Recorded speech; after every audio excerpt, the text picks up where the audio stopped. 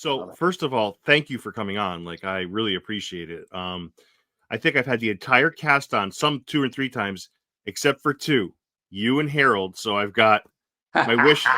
My wish list is half complete. So thank you for making that happen. I appreciate it. Oh, it's my pleasure, man. It's my pleasure. And what a good time. When do you anticipate releasing this particular chat? Oh, this is going out tonight. I'm going, like, so I love this Facebook this From group that I'm on, and they've been asking for this episode for a while. So Cool. yeah, I'm getting this up as soon as possible.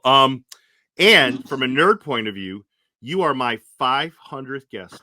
That's also a milestone. Woo! Maybe not for you. I mean, you could probably file that under the Who Gives a Shit department, but for me, it's a big thing for me. As an empath, I care about how you feel, and that's pretty dope. Like, that's pretty cool. Oh, thank you for that. 500.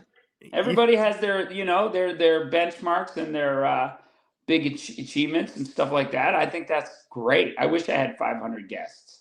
Oh, thank you for that. I have to say, like, the one thing I've come to learn about the From cast is, yes, we'll talk about the show and that and so forth, but it's the things they do that we don't know about. Like your stand-up comedy, I was watching some stand-up routines.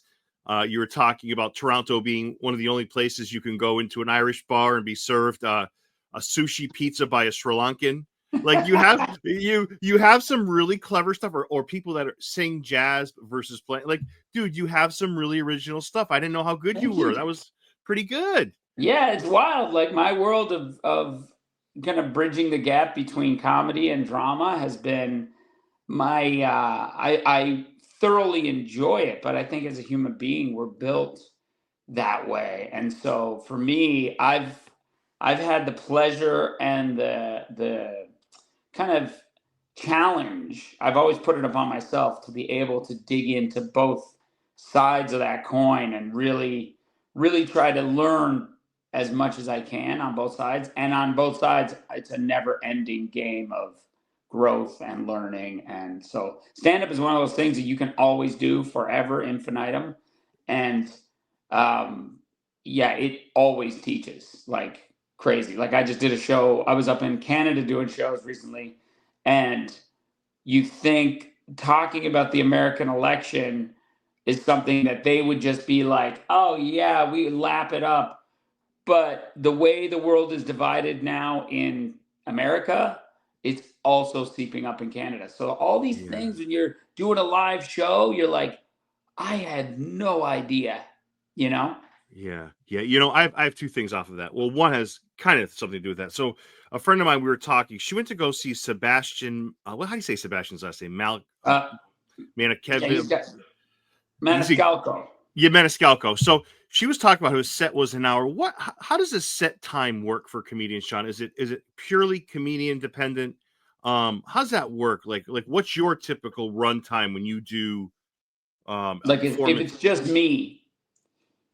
It varies. It varies. So, if you're out doing shows, like you're going to a comedy club and you're dropping in, like here in Los Angeles, it's amazing because there's a lot of shows and they're very limited space. There's a lot of comedians, but there's limited space and time. So people will go on stage here at high caliber and do like 5 to 7 minutes and get off and go to the next club. Like in a lot of towns where that's all people are doing, you're going to be doing short sets and working out tight material.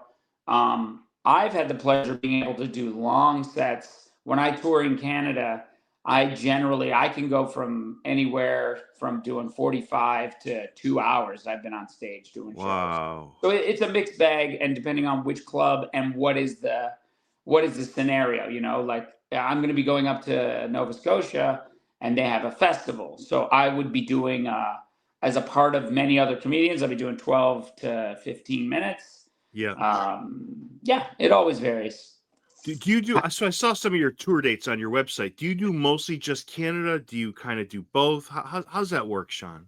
Yeah, you know what? I never really jumped on the touring in America bandwagon because I've had the pleasure of working in Canada quite a bit over the last, my whole career. I've had, working on This Hour's 22 Minutes, which was every year I was on this TV show. up in Canada. It didn't really give me room or space to kind of just do only stand up touring in America, which I love and I want to do it. I have wanted to do it, but then I had two kids, and then I'm just Yeah. like, dude, I don't have time to be hustling to get 7 minutes somewhere. I've got a family and I'm like grounded. I'd rather focus on just the acting, the writing, developing ideas, creating, and then getting a chance to go up and do theaters in Canada is kind of like a dream. It's like you're doing soft seat theaters, traveling across the country. People are there to see me. I'm not, and I get to do my own kind of full-fledged show, and learn the craft that way. But to hustle, to go out and to bang around the country, to get, I just never did that. And, it was just one of those things that just never opened up for me. But I would love to, because I'd love to know what people are laughing at.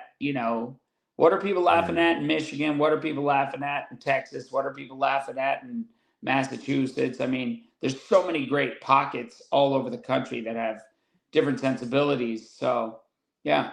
Yeah, stand-up comedy is tough enough, but it's even harder when you're away from two kids for a while, I would imagine. It's Oh probably a little yeah, tough. Yeah. it's Yeah. hard. It's hard. So picking my battles now, picking my gigs. I love the acting thing, and it's almost like stand up will always be a muscle that I'll get to work and train and always be active and exploring ideas. It's part philosophical, it's part, expression, it's part poetic, it's part acting. It's, there's character work to be done there. It's like going to the gym in a way, because you're your own writer, director, producer.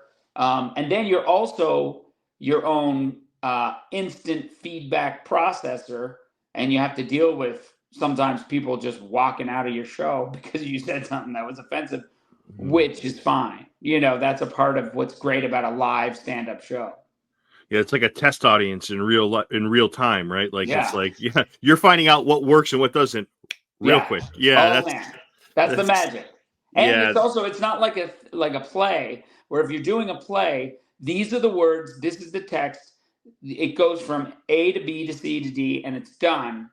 But in stand up, I've always compared my show to kind of like throwing a box of bullets in the fire, where it's like, whoa, you don't know where it's going to go. You just got to stay on your toes. You got to change directions fast. You got to listen to the audience. You got to go with the flow. And that's what I love about it. Yeah, I have one more question before we hop into From. You were almost unrecognizable in Harold and Kumar, which was kind of a funny part you had. I thought was really Yeah, cool, dude. That's just one of those classic movies that's just yeah. funny as hell. Has So aged really random. well. Yeah, so random but so good, so Yeah, memorable. Yeah, so and it's like, am I talking to the same guy today? Because it's weird how because there was funny we talk about comedians. There's a comedian talking about how maybe it was Jim. He's got a Netflix splash on coming up. Jim Jeffries. Gaffigan. Oh, Jim Gaffigan. True Yeah, he genius. was Genius. he was talking about how when you want to grow a beard, you're looking at yourself without the beard, saying, "I'm really." It's about time I hide this. So it's like grow out the beard. So that's That's how I feel funny. because I feel a little less fat with my beard on. So you look good either way, beard or no beard. So you're Oh, you're blessed. so kind. Yeah, you're Well, it blessed is in that weird way. because when we were doing From, like I've never grown my facial hair long ever or let it grow out. And so with From, as we were going into the early days, it was like you need to grow because these people, they've been there a long time. There's no barbershop. And so I grew it out and I was kind of like, oh, this is interesting. It's a different look and I kind of like it. I just because I have two daughters and a wife, I don't think they love it as much because I love kissing them. I Yeah. love kissing them and scruffing my face into their face, and so like for a while it was like, oh, daddy, you got rough face, you got rough face. But so then when I shave, they're very thankful. But it is a slightly different look. So Shaun, isn't being a dad effing magical? Like I say this in every interview. People are gonna be like, "Shut up already." I'm 51, but I have a 1.5-year-old and I have a 4-year-old. Dude, I could dude, not. we're old dads. You and me are both old dads. I love it. I got a 3 and a 5-year-old. Oh, So dude, I'm like, that's dude. I couldn't imagine my life looking back at the end of my days, hopefully 30, 40 years from now, and saying I never had a chance to start a family. It's the number one thing on my bucket list, and I'm so happy that I'm yeah, experiencing this. It's They are both the love of my life, and Yeah. it's you cannot explain parenthood to anybody. You No. either live it or you don't. It's Yeah. that's it. That's it. You That's know, it. and I said that before. I was because and I talk a lot about this on stage nowadays because it's been so it's not just overwhelming, it's all consuming. It's kind of like From without the murder and death and gore. Because what it Yeah. is the fact is pre entering From town, um, if you're having a chat with somebody in Massachusetts, somewhere in New England or in Maine, and you're like, oh yeah, would you imagine being trapped in a town where you just can't get out? And let's say somebody had just come out of From town and they're like, dude, it's so intense. Like you have no idea. Like this is gonna happen and this is gonna happen, and you're like, yeah, whatever. I can imagine it intellectually, but then you get trapped. You see the tree, the crows, and you're like, oh my god, I've got to go. Where am I now? And then you're like, I got to get out of here. Can I get out of here? And then they're like, Daddy, Daddy. You're like, wait a minute. What do you mean, Daddy, Daddy? I used to have a life. Now I can't. I can't escape this town. Like there's no leaving. That I is can't so like good. duck out for a minute. That is No, so you good. are fully trapped, and you have to embrace it. I mean, it really does raise the same questions that many people in Town are faced with all the time. It's like you can either fight it and try to do everything you can to hold on to that old life, or the people who survive here are the ones who adapt. And that's like parents. It's exactly like, Yeah. and here's the thing, John Griffin never had kids. He doesn't have kids. So he's not drawing from that. But maybe he's foreshadowing because maybe when he does have kids, he's going to feel that way. Because now that I'm thinking about it with you, I'm like, dude, there's so much parallel to that on the psychological feeling of it. But instead of it being incredible fear and despair and worry, it's pure love and joy. But it's also a little bit of anxiety and stress too. I mean, I'm sure you felt that way too. Yes. And Yes. any parent who we talk about what you think it's going to be and then what it actually is, you're right. Nobody can foretell it, especially because it's in your own little world. Like you have your life circumstances that Right. is different than everybody else's. Right. It's that's such a great. Everything you're saying is like music to my ears. But and to build on your point, it's like sometimes there are no answers. Just like in From, sometimes there is. And I'll tell you when, because we lost a dog. I want to say a half year ago. We lost a relative, and Yeah. my daughter overheard the word "died" between my wife and I, and How she old said, is your "That daughter? How old's your daughter? four," and she 4. said, Okay. "Daddy, what's died?" Sean, I got to tell you, I'm stuck. Yeah. Like there's no way to explain that to a 4-year-old and come Yeah. out successful. Yeah. So it was something I had to step away from. I go, I just I didn't know how to answer it. I didn't know how I to answer know. it.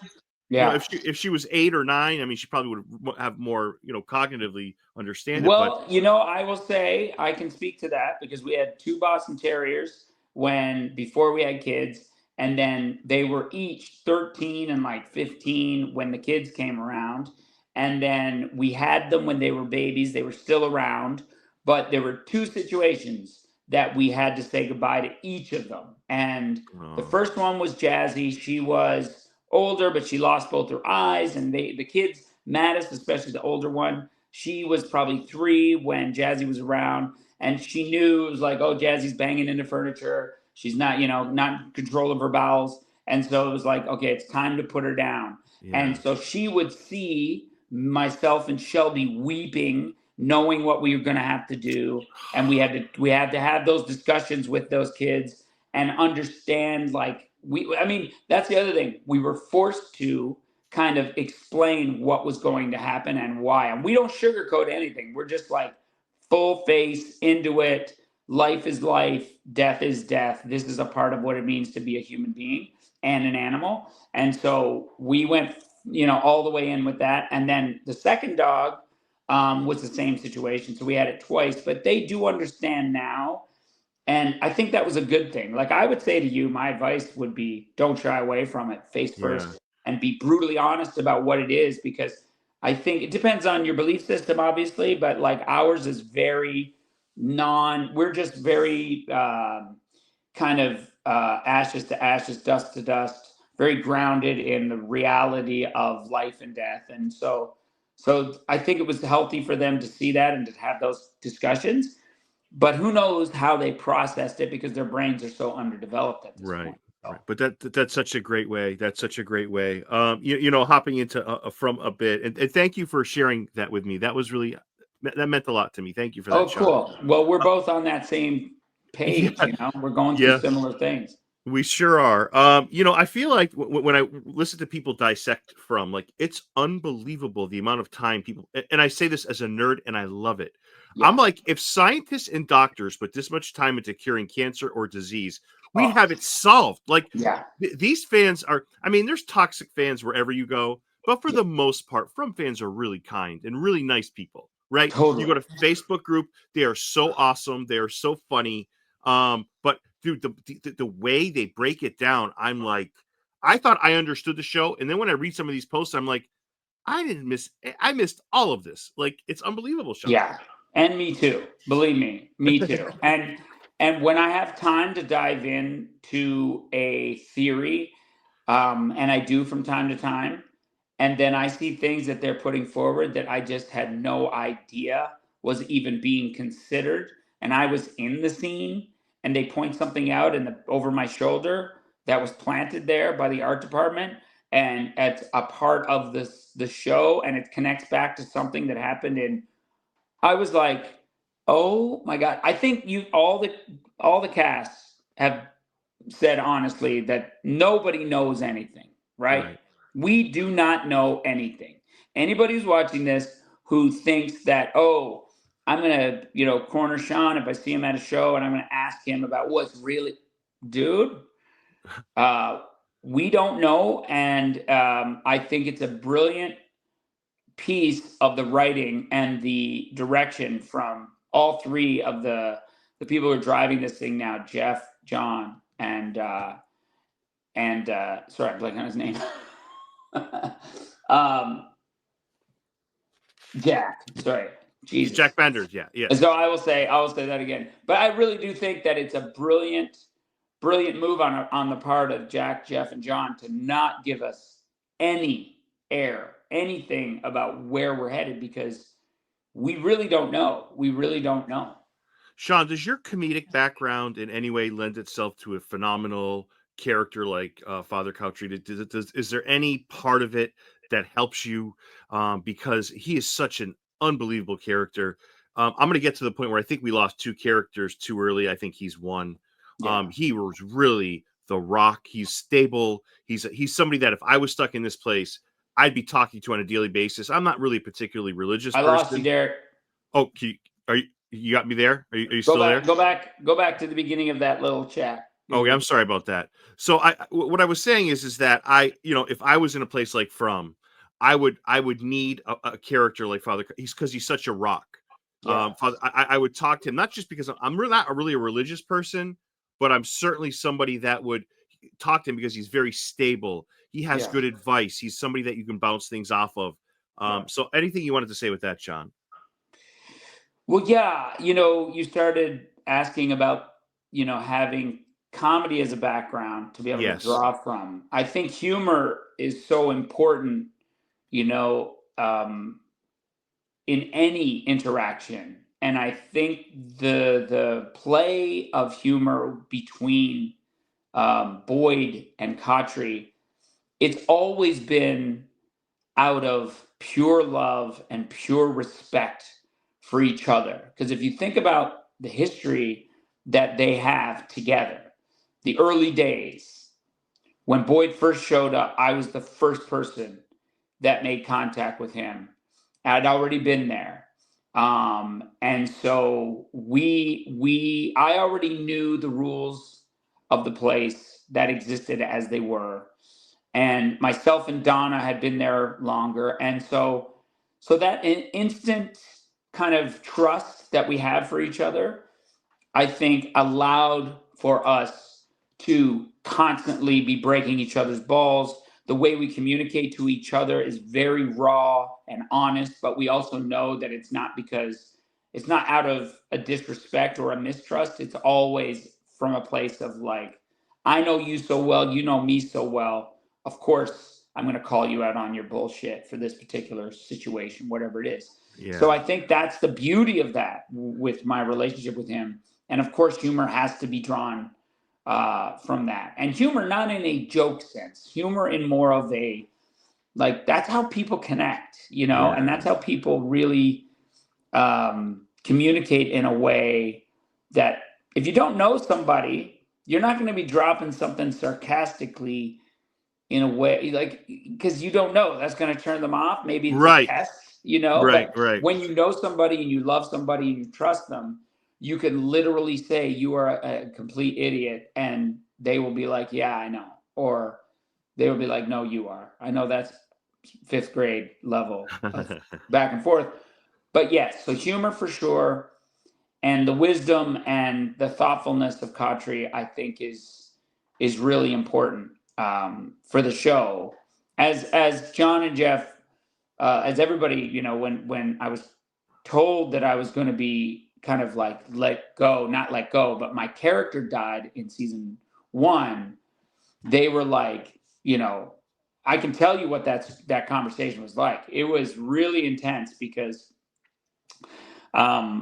we were leading up to, I believe it was episode 6, and it was all about my theories about this extra book in the Bible, if you recall that book Yes. 78, I believe the number was. Yeah. But either way, there was a lot of, I was digging deep into this whole theory for myself as an actor to try to put it all together. And I said to John, I said, listen, man, I need to have a conversation with you because I'm working through some stuff here and I think I could use your guidance. There's a couple blind spots. And so he agreed to meet for lunch. And so I was stoked because I was going to meet him for lunch. And as it was in downtown Halifax, and we were going to go to this outdoor cafe, and I'm sitting there on the thing waiting for him, and he shows up. And as he's walking towards, I could see something wasn't right. He was kind of flushed in the face. His brow was furrowed. And I was like, hey, what's up, man? Like, I was all bright-eyed and bushy-tailed. And he didn't even let me speak too long. He was like, almost had tears in his eyes. I knew it was not easy for him to say, but he looked at me and he goes, listen, I got to stop you just for a second because I have to tell you something. And this is not going to be easy to hear. But your character dies in episode, I believe it was 8. I forget which episode it was. And I was like, what? And I felt like I felt like it was like if I was the Bachelor and someone was cutting me from the show, like I thought I was the guy, and then out of nowhere came this thing.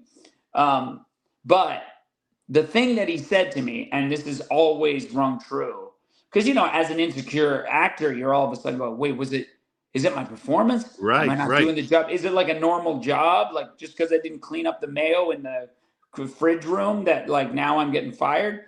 He's like, no, my God, no. It's always kind of been written this way where Boyd has a North Star, and that's Father Khatri. And in order to send Boyd down this path, he needs to lose his North Star. And now it's crucial to the story that he has this tragedy happen that reshapes Boyd. So then when I came back in season 2, now as my, you know, who is Father Khatri now moving forward? It's still a question, you know, but I continue to come back. And I think that's an important part of the story. And I think, you know, I don't know exactly what their plan is for Khatri. I just know that when I show up, it's in pivotal moments of Boyd's journey. And I don't think I'm going away. You know, I think it's important that Boyd has this voice. Mm-hmm. So we'll see what happens. But we're gonna have to. I mean, we're right on the cusp of the final episode. And if you've seen the trailer, you know Father Khatri is there once again. Go look at the trailer; you'll see. I'm not giving away anything here by saying that at all. So I've seen the last episode because MGM gave me. So there's a quote I want to read to you. I don't think it ruins anything, but like before I get to that, I think this is the most important question. Do you think, Shaun, I don't care Okay. what they think. Do you think that Father Khatri is a figment of his consciousness or subconsciousness, or do you think that he's coming back as a spirit, ghost, entity, whatever? Because From is such a wacky place, you can never assume. You can never assume because whatever you think, the opposite's going to happen. So, Yeah. what, Shaun? What do you think Father Khatri is to Boyd? Well, Father Khatri definitely manifests on the reg. He is there, and personally, people talk about, oh, it's just a part of his subconscious and a voice inside his head. I don't think it's that. I really don't. I think that in this world where the ripples, and now we're seeing time travel, and now we're seeing folds in the universe that that these people who are living, the mortals who are alive inside of From Town, um, there are no rules, and I think that Khatri is definitely more than just a figment of his imagination or his subconscious mind. I think Khatri is an active part of Boyd's story. And again, I know nothing. This is Got it. truly Shaun Majumder, the actor, just musing on the idea. But I do think that in knowing and my relationship with Boyd, how I'm an active participant in guiding him. But the question then becomes, because who can you trust now, right? Who can you trust in From Town to be a voice of reason? Uh, because just like you say, once you think something is going down one road, then all of a sudden your world flips upside down, which is Yes. exactly From Town's metaphor for living and existing. You're driving down the road, everything is fine. You have a clear picture of what the rules are, and then the tree falls, and you see the thing. Now you're in From Town. Oh my God, my life is flipped upside down. So, um, I think Khatri is more than just a figment of his mind. I think there's a part of an active participation that Khatri is. Now I don't know yet. I have no idea. Am I being puppeteered by the darkest forces in the place to push him to do certain things? Or am I for the good? I don't know. I can't say for certain. Yeah. So, Shaun, I'm going to answer that. I don't think you are. And there's a scene in episode 10 that made me stand up and cheer that you had with Boyd. Like I just loved everything you said because Boyd's been getting away with some stuff, and I don't think Boyd's a bad person. I think No. he's overwhelmed. He has Parkinson's. There's a lot going on with Boyd, so Yeah. he gets a pass. But this again, not a spoiler. It's episode 10, but it's kind of most of the stuff is in 9, right? So they know that Elgin knows where Fatima is. They know that but they're trying to get it out of him. And you appear. It's in a shed, and you say to Boyd, "You don't see the irony, do you? When Fatima's killed Tilly, you didn't even blink. Took her to the shed, lied to people. Kenny still doesn't know what Sarah did. Boyd says what happened was, wasn't her fault. And then you come back with, tell me how that's any different with Elgin. It's just such a wonderful, it's just such a great scene. It's like you checked Boyd, and Boyd had to be checked. What happens next? I'll let the fans decide. But Yeah. dude, what a scene! I was like, yes, he's not Yeah. getting it. Like and he goes, Yeah. and then you continue to say it's a bit of a double standard. You walk around here, the knight in shining armor, Mister, the noble sheriff. You're no different than anyone else. You protect what's yours, and f anyone that wants to get in your way, dude. Dude, that scene blew me away. Like it's just Yeah. one that people are in for a treat when they see that scene. Again, didn't ruin it for anybody, but it's No, a great, great, great, great moment in episode 10. it's such good writing. Yep. It's such good writing. And when you track Boyd's progress, when you track Khatri's, involvement in testing him and pushing him, this is it. Like, what will it come to at this point in time? Because it started with Tian Chen, and It started at the end of season 2 with regards to this place breaking him, and he made the proclamation, this place will never, you will never break me. And so that was kind of the line was drawn in the sand, and they saw his challenge, and they decided, whatever this entity is, decided, okay, we'll see, buddy, we'll see. And so now he's, from Khatri's perspective, and you'll see, I don't want to say too much, but you'll see that this is it. It's going to go one way or the other. And so it was important that Khatri appear and really ask Boyd, like it says in the trailer, who you're going to be, which Boyd do you want to be right now? You have to make that decision. Yeah, see, I feel like if the evil forces were behind it, they would have encouraged him to kill Elgin. But Khatri's point is so good. He's like, well, let's see. Fatima gets a pass. Sarah eventually gets a pass, but Elgin's got to pay the price. Like, really, dude? Like, dude, forget the writing. I get it's awesome. I want to talk about your acting in that scene and how awesome it was. Like, people are going to see it. Thank you, man. Dude, I you don't kicked even know. ass in that scene. I will say this. When you put Harold Perrineau and me together, it just feels so alive and crackly. And he's just such a beautiful actor to work with. Yeah. And we have a personal ease and trust. And a lot of people don't know this, but once From is done, Harold and I are taking our show on the road.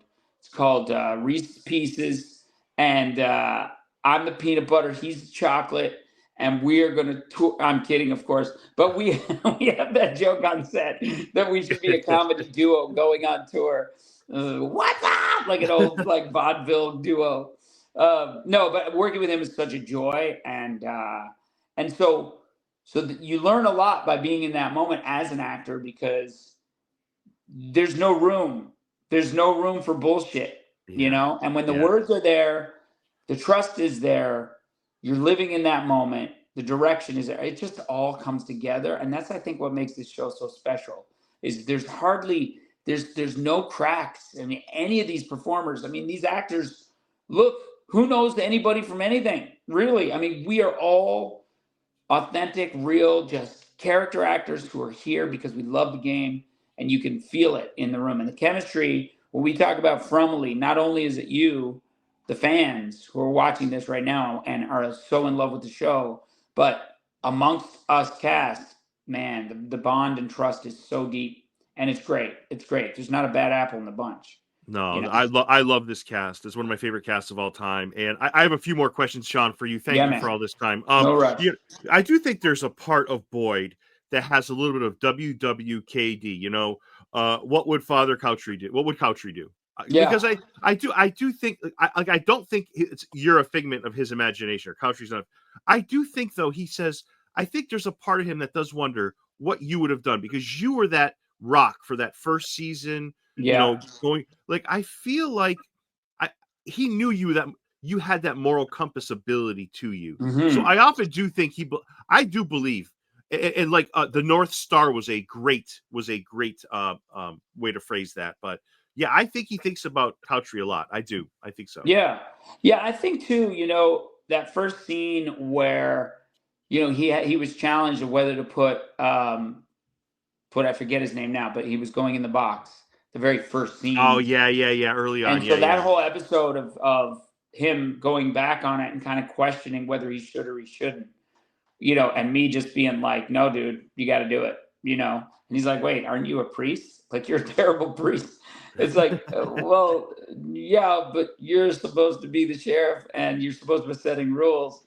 And so that's the other thing I love about Khatri, which is, even when I was auditioning, I did not take the tact as a traditional priest in any way, shape, or form. I drew from my own experience and kind of just being someone who questions all of that, and everybody's fallible. And that one story in that first season about the very thing that put me on the precipice when I say me, I mean Father Khatri, Right, right. of deciding who am I, why am I here, what are my vices, what's this all about? That obviously connects with Boyd, and so the moral dilemmas that are faced. I think that's why I keep coming back too, because he's constantly faced with these moral dilemmas. It goes back to that very first conversation where I called him out about the box.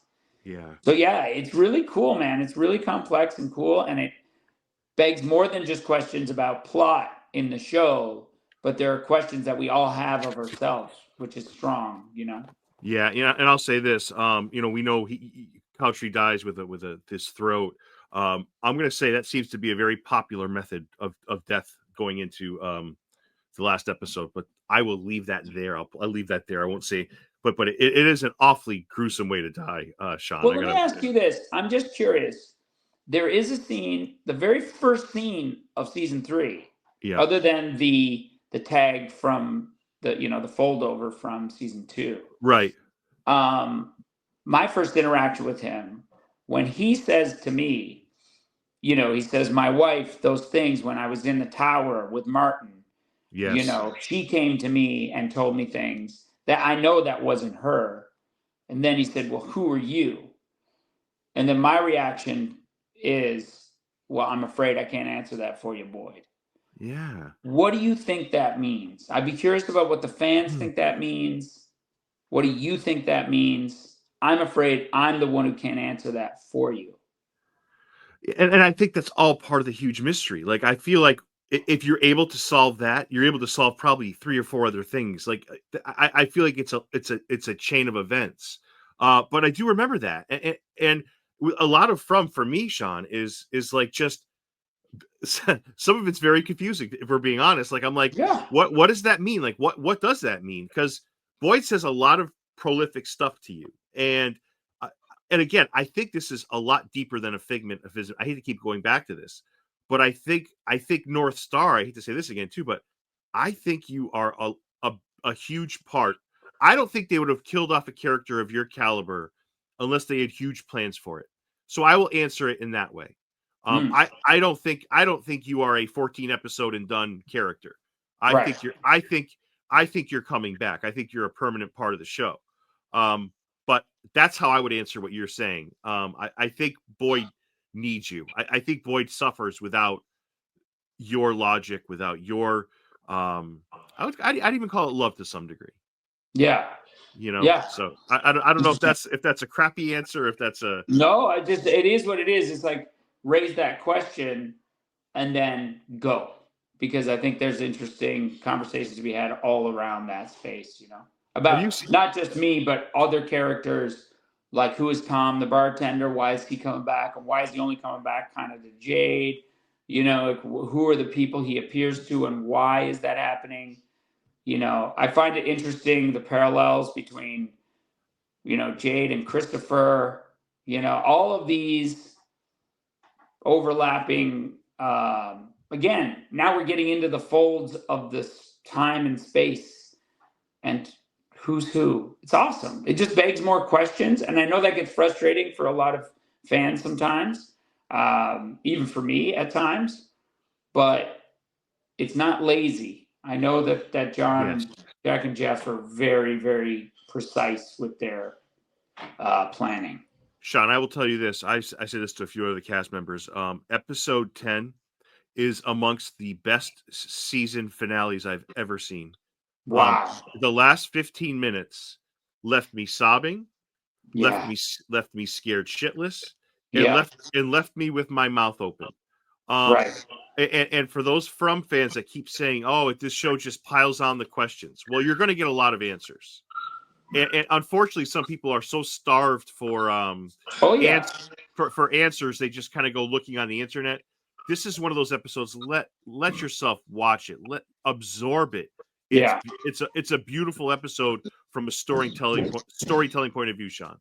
That's awesome. I mean, I read it. I don't know how it came out.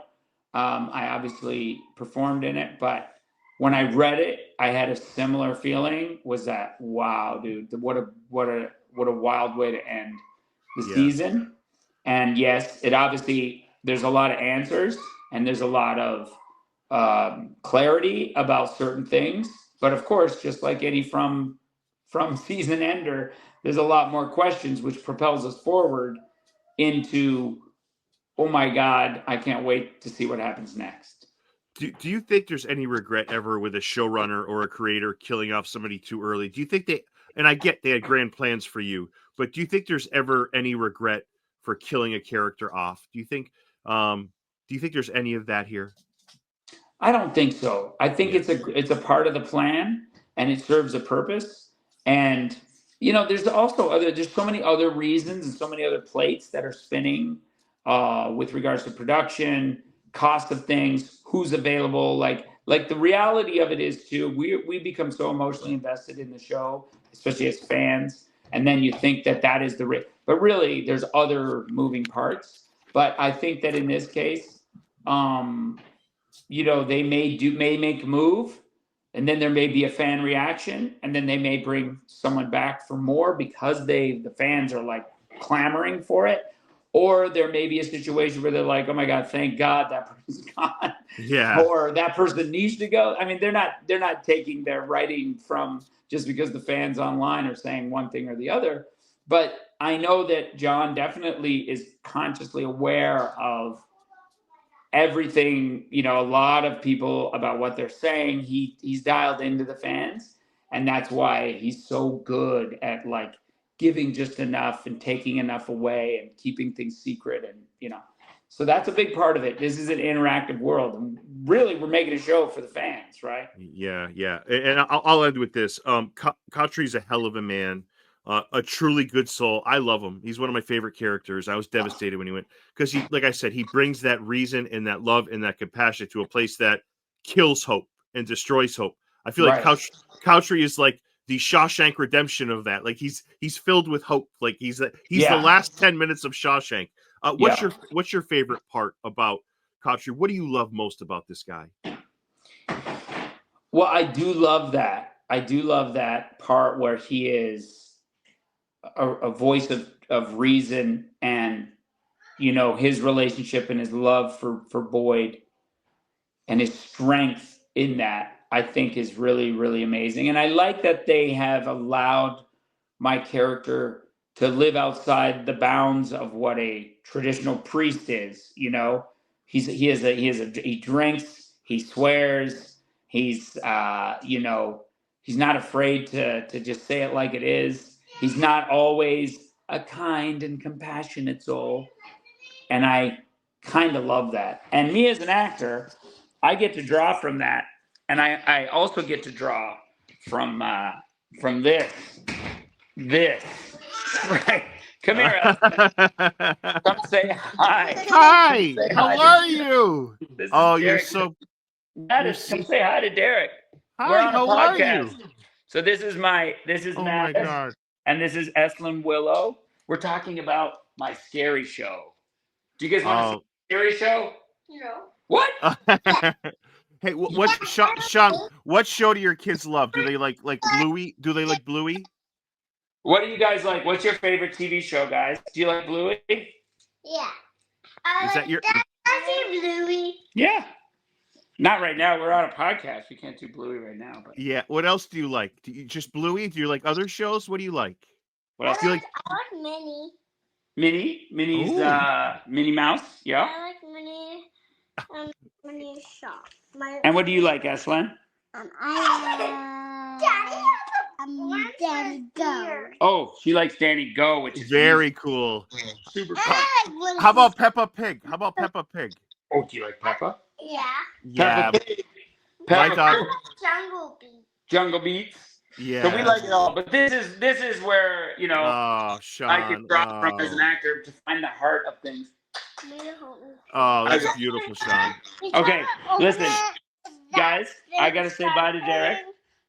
Opens it, and then we couldn't get in. Oh, really? Yeah. Magic. Shaun, they are beautiful kids. Oh my God. Oh my God, Shaun. There you go. That's it. This is what keeps you grounded, right? Oh, as if I didn't like you enough. Now I see that you're such an awesome dad. Like Shaun, thank you for all this time, Shaun. I hope you come back one day, man. I would love to have you on. I really would. Oh, I would for love sure, to brother. yeah. We'll see what goes on. I don't know anything about what's happening and see if we even got a season 4. I don't even know. There's no way with the way season 10 with the way episode 10 ends that you just completely stop it. There's no way that happens. There's no way. But dude, well, fans, you guys, I gotta say, Fromley, you are the best fans in the world. I mean, I posted a thing about it the other day. I got people sending me messages from like Abu Dhabi, Lebanon, all over the world. People are sending me messages. I saw Harold post something the other day. You guys are the best fans in the world. I cannot thank you enough for all the love that you guys give the show. And, I love that you guys give me some love too, even though he's kind of took a side seat after season 1, but Khatri ain't done. Oh, never. Shaun, you rock. And thank you for this. And I wish you and your family a lovely evening and all the best to you, my friend. Happy Thanksgiving, everybody. I'm Canadian, but still, I get it. Thank you, Shaun. All the best. Thank you, my friend.